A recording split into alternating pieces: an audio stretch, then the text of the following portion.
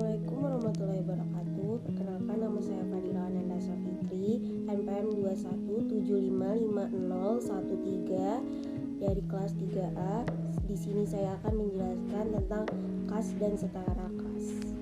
Pertama, saya akan menjelaskan tentang definisinya.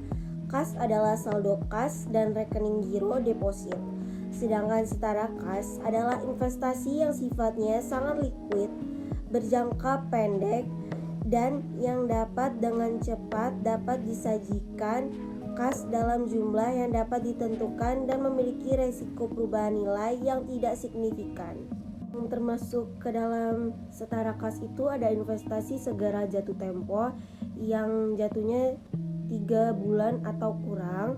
Saham tidak termasuk kecuali preferen yang jatuh temponya telah ditentukan. Kemudian ada cerukan termasuk dalam kas atau setara kas. Kemudian ada pengungkapan. Pengungkapan kas dalam laporan keuangan meliputi pengungkapan kebijakan akuntansi dan informasi rincian kas yang dimiliki perusahaan. Kebijakan akuntansi kas menjelaskan secara umum komponen kas dan bagaimana perusahaan mengklasifikasi kas. Kemudian ada kebijakan akuntansi juga menjelaskan bagaimana perusahaan menyajikan bank overdraft atau cerukan. Berikutnya ada karakteristik kas. Yang pertama, aktif tapi tidak produktif. Untuk memperoleh rentabilitas, kas tidak boleh dibiarkan menganggur.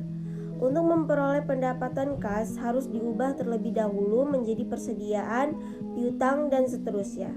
Tetapi tidak diperkenankan seluruh kas diubah bentuknya, karena perusahaan akan kesulitan beroperasi apabila tidak disediakan kas yang memadai. Dan kondisi ini, maka manajemen harus mampu menciptakan adanya kesinambungan antara kedua kepentingan tersebut. Kemudian, tidak memiliki identitas kepemilikan sehingga mudah dipindahkan tangan. Dengan kondisi ini, maka manajemen harus yakin bahwa setiap pengeluaran kas harus sesuai dengan tujuan. Semua uang yang seharusnya diterima benar-benar diterima. Tidak ada penyalahgunaan terhadap uang milik perusahaan. Selanjutnya ada pengendalian internal kas.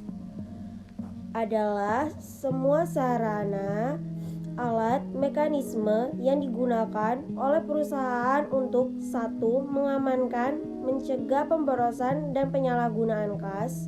2. Menjamin ketelitian dan dapat dipercaya atau tidaknya data akuntansi tentang kas. Kemudian ada mendorong dicapai efisiensi serta dipatuhinya kebijakan manajemen tentang kas.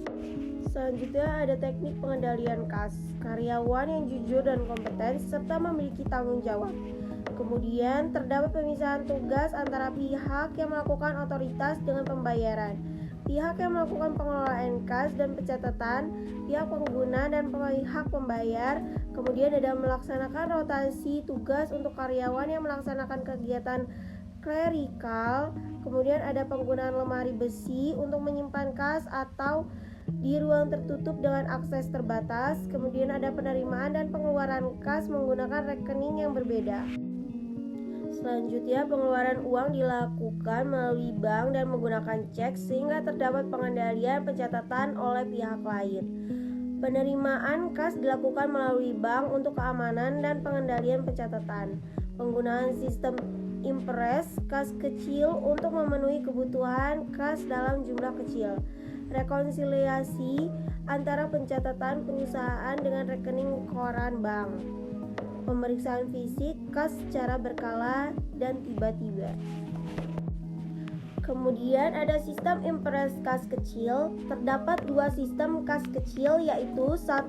Sistem impres kas kecil adalah mekanisme kas kecil di mana dana dipertahankan tetap.